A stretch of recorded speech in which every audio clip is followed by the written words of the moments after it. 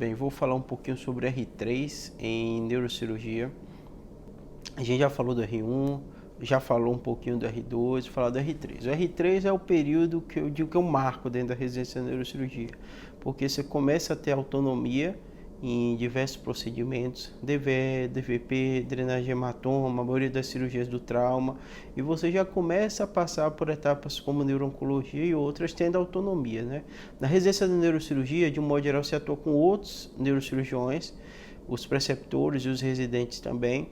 E no R3 você já tem 2 anos dentro de um serviço, as pessoas já te conhecem e você começa a ter uma autonomia maior dentro dos procedimentos cirúrgicos. Obviamente são todos supervisionados, então o R3 eu digo que é o marco que você começa a ter as suas características quanto neurocirurgião, você começa a avançar dentro da responsabilidade na neurocirurgia.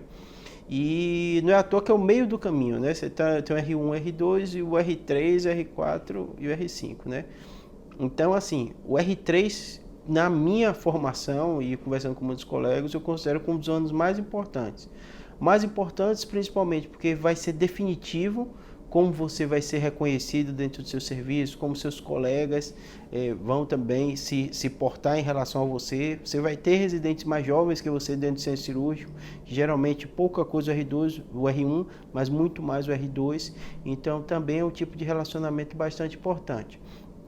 O R2, quanto ao estudo, eu acho o grande foco do R3, é as abordagens cirúrgicas, acesso, craniotomias, ressecções de tumores ele começa a abordar, então é um ano que você tem que estudar muito, focado nisso.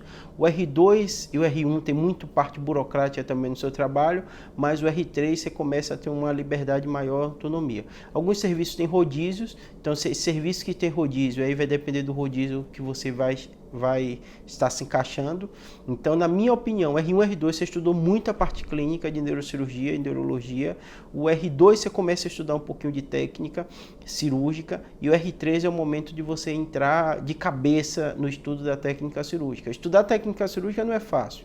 É difícil encontrar material. Eu já falei algumas vezes aqui sobre vídeos, né? O Atlas of Neurosurgery.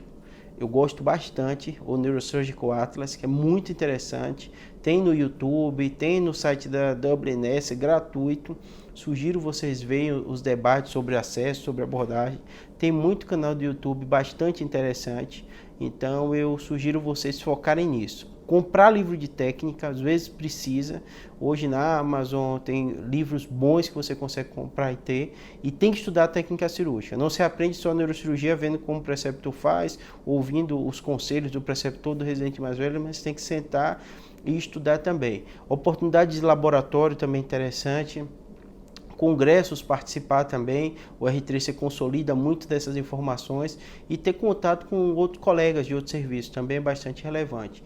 Então é isso que eu tenho um pouquinho para falar de vocês do R3 e principalmente no R3 você já começa a imaginar o que vai ser o seu pós-residência também, você já tem alguma visualização. Então quem tem interesse de fazer fellow fora, já é o momento de você ter o network. Foi no R3 que eu fechei já a ideia de que ia para fora, ia fazer fellow. Quando você tem contato com outros países, você quer fazer um estágio fora, demanda tempo, não é simples. Você decidir do R5, dificilmente você vai conseguir, no R4 você pode conseguir, mas vai ter um pouquinho de dificuldade. Então o R3 é o momento que você começa também a fechar um pouquinho nisso. E fortalecer também o network, pessoas que não querem mudar de estado, né, ou querem voltar para a sua cidade de origem, é o período que você começa a ver como está lá também. Essa é a dica que eu dou para o R3.